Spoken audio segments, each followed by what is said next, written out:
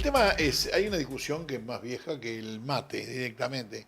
Y vos me decías, Marcel, y no es la única, el planteo que hay referido a esto, está el conductor profesional. Y yo pregunto, ¿será que es tan importante la diferencia y que tiene que ver tanto conductor profesional y el que es amateur no importa tanto? En un conductor profesional va en un vehículo que lleva a 5 pasajeros y un conductor amateur lleva 5 pasajeros. Este que vea mucho y este si un poco menos no importa, no me cierra, naturalmente que no me cierra. Entonces, la pregunta se impone para agarrar y decir, ¿a quién le negamos la libreta y a quién le damos la libreta? ¿Cuáles serían los exámenes y los consejos para hacer?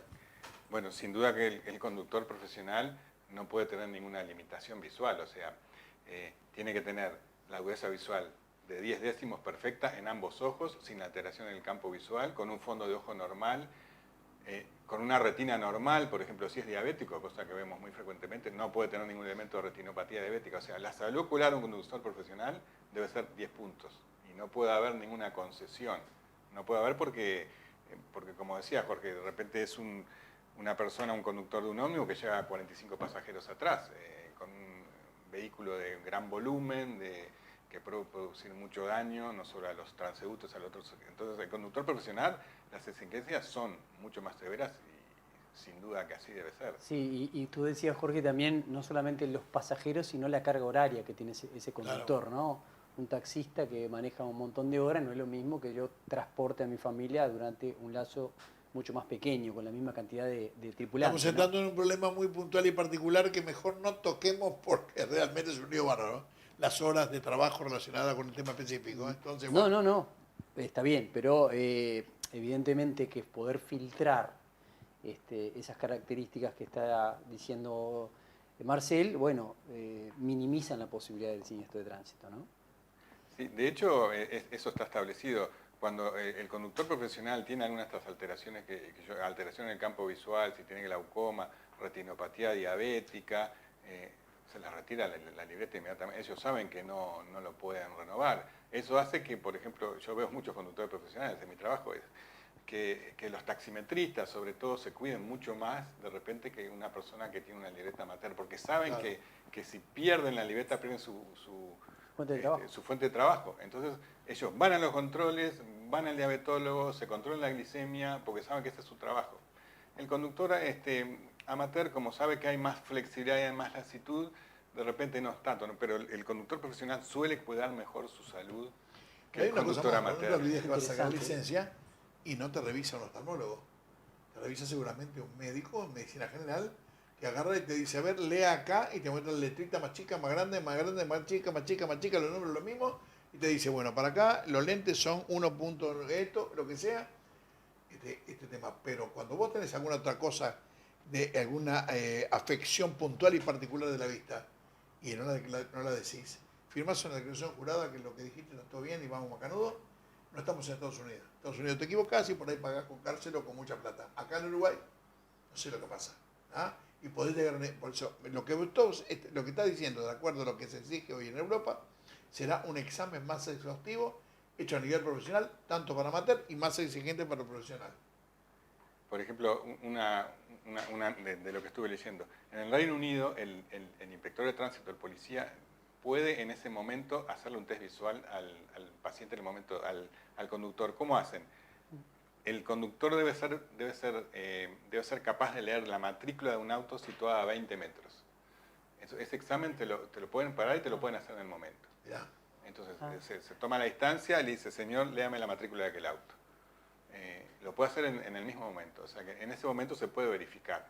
Porque aquí sabemos que como las libretas de conducir son extendidas por un plazo largo, en ese plazo puede haber pasado cosas. Claro, sin duda.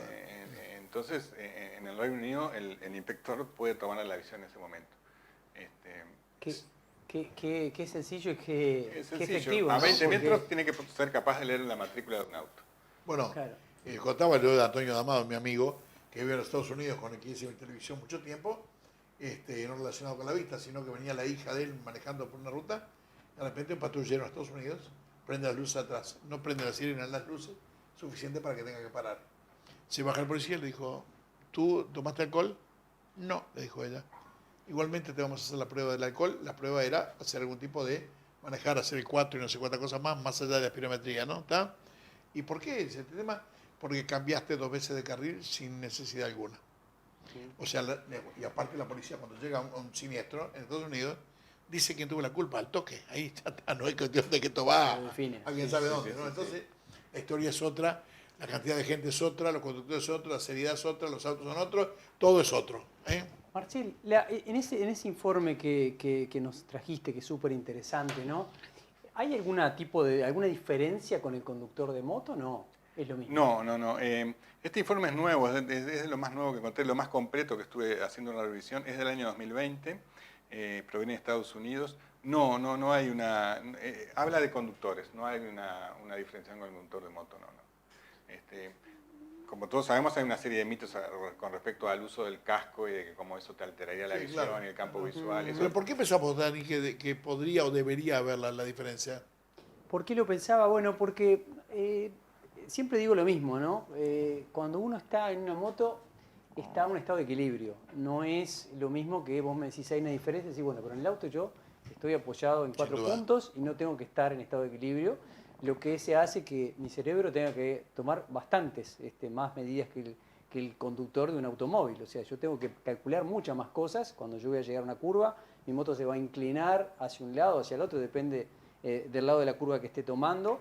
En ese momento yo puedo tener un montón de cuestiones que están relacionadas con la información que mi cerebro tiene que procesar, mucho más importantes que la que lleva el automovilista. Entonces, decía, bueno, esas exigencias que son, de alguna manera, todas las exigencias están relacionadas con nuestro cerebro. Bueno, el ojo, ¿qué más tiene que procesar en ese trabajo, ¿no? Si es lo mismo o no es, capaz que es lo mismo. Bueno, Daniel, todos sabemos que vos, yo también que circulo en moto, que manejar una moto implica un montón de habilidades diferentes. Es más difícil frenar, es más difícil doblar. Totalmente. Si en la moto entraste mal en la curva, es muy difícil corregir, te vas a ir. Pero el estudio en particular no estaban diferenciados los conductores de moto. Y tampoco estuve bien, tampoco hay algo específico para los motociclistas. Sí vi alguna cosita más relacionada con el uso del casco y eso, pero no, las habilidades conductivas, visuales, son similares a las que tiene que tener un motociclista como... Hace poco tiempo habíamos pasado con Jorge, yo digo poco tiempo, pasan las temporadas y capaz que fue hace muchas, ¿no? Pero un estudio en Japón muy interesante, tomaron choferes de entre 65 y 75 años que habían andado en moto siempre, pero que por distintas razones habían dejado de andar en moto. Entonces, tomaron un grupo de 65 a 75 y volvieron a conducir motos durante 6 meses. Y el otro mismo grupo que no conducía motos. Cuando terminó el estudio, los choferes de motos habían incrementado notablemente su capacidad neurológica, habían mejorado todas sus habilidades finas y que además se sentían mejor, incluso habían mejorado desde el punto de vista físico. Porque la notable exigencia que tenía conducir la moto había mejorado todo lo que era cognitivo en los motociclistas. Entonces, yo siempre pienso, bueno, capaz que hay un estudio que tenga ese vínculo, ¿no? Pero ahora que mencionaste otro estudio que leí también, porque cuando vamos a retirar una libreta no puede ser en base a arbitrariedades, tiene que ser estudiado. O sea, tiene que haber una evidencia. Claro, tiene que haber una evidencia científica, porque ¿qué se ha visto? También se ha visto que a los conductores de cierta edad que se les retira la libreta, el conductor empieza a tener problemas. Aumenta el índice de depresión, bajan los controles médicos, empeora el estado de salud, se retraen, tienen problemas sociales, porque para una persona con alguna dificultad, por ejemplo, al desplazarse, el auto es su forma de moverse. Entonces, hay problemas médicos aparte asociados. Me dijo alguien un día, ¿sabes qué, Marcel? Me dijo, pensar que cumplo 70 años y ya soy un viejo que no sirvo para nada. Eso es uno de los temas psicológicos, te das cuenta que afecta directamente a alguien, porque por ahí se jubiló y lo único que le queda es el auto. El único trabajo, la única distracción, el único elemento para vivir, para compartir, para trabajar en las cosas culinarias, digamos, o cotidianas, es el automóvil. Y sin embargo, y lo hemos pasado, han dado un examen práctico, personas con más de 75 años, y realmente el examen práctico para alguien que el manejo ha sido una cosa absolutamente secundaria, Es como para mí dar ahora un examen de literatura. Traumatizante total, pero claro, realmente. No, porque el conductor mayor cuando va a dar el examen obviamente se siente casi amenazado por el inspector. Pero porque minimizado, disminuido, sí, y aparte, Marcial, sí. porque perdés un examen, porque estacionaste 10 centímetros más de lo correspondiente. O sea que me cuesta creer realmente Bueno, que esto sea así. Me creo cuesta que creer, las decisiones no pueden ser arbitrarias, hay que evaluar cada caso. O sea, el conductor, porque yo tengo muchos pacientes mayores y están en perfecto estado visual, ven bien, Claro, o sí, sea, claro que sí. y a veces no hay, por el hecho de la edad en sí, o sea, tal vez haya que restringir la conducción nocturna, que eso está bien, o acortar los plazos entre los exámenes, también me parece razonable, pero sacársela porque sí o buscándole porque le estamos produciendo un daño también. Y aparte ¿no? lo que decía Dani, que lo había visto naturalmente, que aquel motociclista lo que aprende o lo que está atento es a no dar ventaja, porque la ventaja que tiene el automovilismo que la puede dar, el motociclista no la puede dar. No. ¿Te das cuenta? Entonces sí. Pero bueno, Marcel, Bueno, el año recién empieza, es largo. pienso que en definitiva hay que evaluar personas en cada caso, ¿no?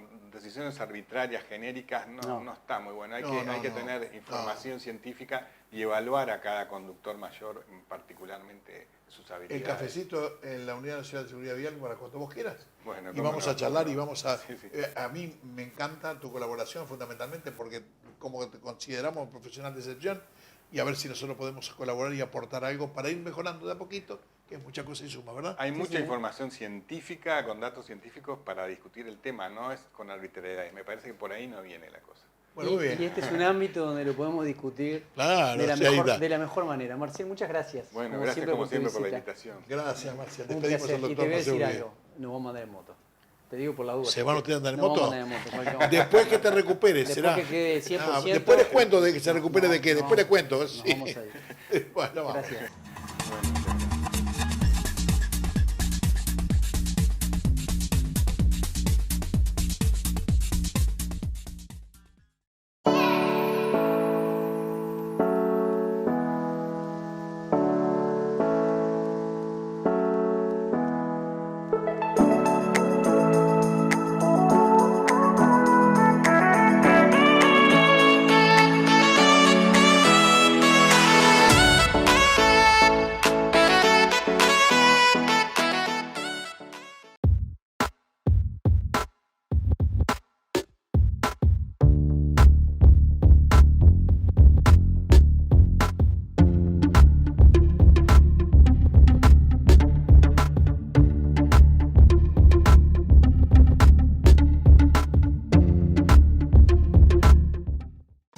Experimenta conducir tu moto con auténtica seguridad.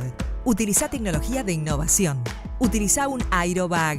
Minimiza la morbimortalidad hasta un 90% gracias al colchón de aire producido antes de hacer contacto con el pavimento u otro vehículo. Tu vida nos inspira. Tu familia te espera. Aerobag. Importa y representa para el Mercosur Sedimo. www.sedimo.com